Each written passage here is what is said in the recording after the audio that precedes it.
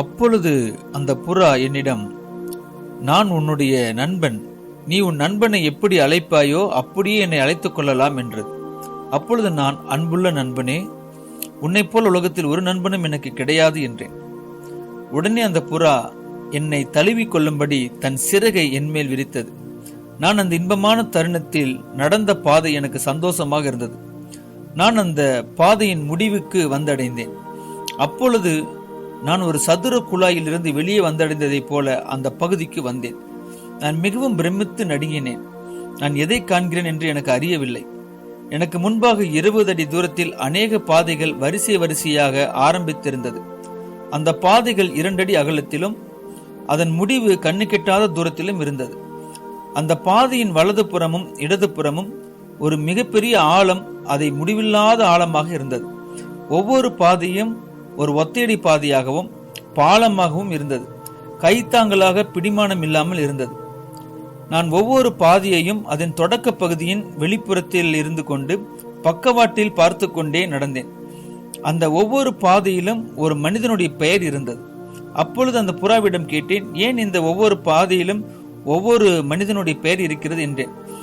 அதற்கு அந்த புறா, பூமியில் இருக்கும் மனிதன் இதன் வழியாகத்தான் பரலோகம் சென்று சேர முடியும். இந்த பாதை ஒவ்வொன்றும் ஒவ்வொரு மனிதனுக்காக உருவாக்கப்பட்டுள்ளது. இந்த பாதையில் அந்தந்த மனிதன் மாத்திரமே நடந்து செல்ல முடியும். அதனால் அவருடைய பெயர் இதில் பொறிக்கப்பட்டிருக்கிறது என்றது. சிறிது தூரம் கடந்த பிறகு அதில் சில பாதைகள் மின்னிக் கொண்டிருந்தன. அப்பொழுது அதை பார்த்து, ஏன் இந்த பாதைகள் மாத்திரம் மின்னிக் கொண்டிருக்கின்றன என்று கேட்டேன். அதற்கு அந்த புறா, இந்த பாதையை கடந்து ஜெயித்தவர்களின் பாதையானது மின்னிக்கொண்டும் பிரகாசித்துக் கொண்டும் இருக்கும் என்றார். அப்படி மின்னிக் கொண்டிருக்கும் ஒரு பாதை அருகே சென்று அதன் பெயரை பார்த்தேன். தாவீது என்று எழுதியிருந்தது. அந்த பாதையின் தரையில் நீதியின் பாதை என்று எழுதியிருந்தது. நான் மிகவும் உணர்ச்சிவசப்பட்டேன். எனக்கே தெரியாமல் என் கண்கள் கலங்கிவிட்டது. அடுத்ததாக மின்னிக் கொண்டிருக்கும் பாதையை பார்த்தேன். அதில் வெளியே பவுல் என்று எழுதியிருந்தது. அதன் தரையில் போராட்டம் என்று எழுதியிருந்தது. அதன் அருகில் ஒரு வசனம் பொறிக்கப்பட்டிருந்தது. நல்ல போராட்டத்தை போராடினேன், ஓட்டத்தை ஜெயமாக முடித்தேன் என்று காணப்பட்டது. இப்படியே பல பரிசுத்தவான்களின் பாதையை பார்த்து கொண்டே வந்தேன்.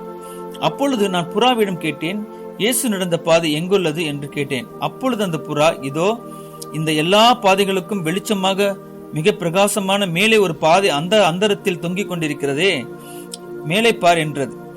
அதை பார்த்து, ஆஹா இயேசுவே என்று நான் கூறி திகைத்து நின்றேன். மிகவும் பிரகாசமாகவும் எல்லா பாதைகளுக்கும் வெளிச்சமாகவும் அந்த பாதை காணப்பட்டது. அந்த பாதையில் இப்படி எழுதியிருந்தது, இதோ நான் உலகத்தை ஜெயித்தேன், திடன் கொள்ளுங்கள் என்று எழுதியிருந்தது. அந்த பாதையை நான் பார்க்கும் பொழுது ஒரு பயபக்தி எனக்குள் காணப்பட்டது.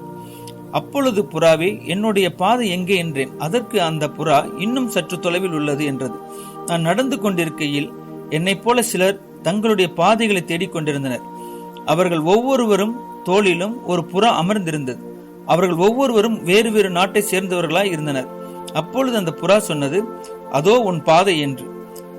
நான் அந்த பாதையின் அருகில் சென்றேன். அப்பொழுது எனக்கு ஒரு விதமான ஒரு பயம் பரவியது. நண்பனே, இந்த பாதை எனக்கு பயமாக இருக்கிறது. இதில் நடக்க எனக்கு தெரியாது. வேறு வழி இருக்கிறதா என்றேன். அதற்கு அந்த புறா, இல்லை, இந்த பாதை மாத்திரமே உள்ளது. நித்திய ஜீவனுக்கு கொண்டு செல்ல வேறு எந்த பாதையும் உனக்கு இல்லை என்றது. நான் பயந்து போய் இருப்பதை பார்த்து புறா தன் சிறகை என் கண்களுக்கு முன்பாக நீட்டி என் கண்களை மூடி பிறகு தன் சிறகை எடுத்துக்கொண்டது. அப்பொழுது என் கண்களை திறந்தேன். மிகவும் ஆச்சரியமாக இருந்தது. எனக்கு முன்பாக ஒரு தூதன் கையில் பட்டயத்தை பிடித்துக் கொண்டிருந்தான். எனக்கு பின்னாக ஒரு தூதன் கையில் ஒரு புத்தகத்தை பிடித்துக் கொண்டு எதையோ எழுதி கொண்டிருந்தான். என்னை சுற்றிலும் ஒரு வெண்மையான மின்னலை போன்ற ஒரு வேலி சுற்றியும் இருந்தது. அதை சுற்றிலும் ஒரு வெண்மையான மேகம் என்னை சூழ்ந்து காணப்பட்டது. நான் ஒரு தீபம் போல பிரகாசித்துக் கொண்டிருந்தேன். நான் மிகவும் ஆச்சரியத்தோடு புறாவை பார்த்து, இந்த தூதர்கள் எப்படி இங்கு வந்தார்கள்? அவர்கள் இங்கு என்ன செய்து கொண்டிருக்கிறார்கள் என்றேன். அதற்கு அந்த புறா, உன்னை சுற்றிலும் இருப்பது பாதுகாப்பின் வேலிகள்.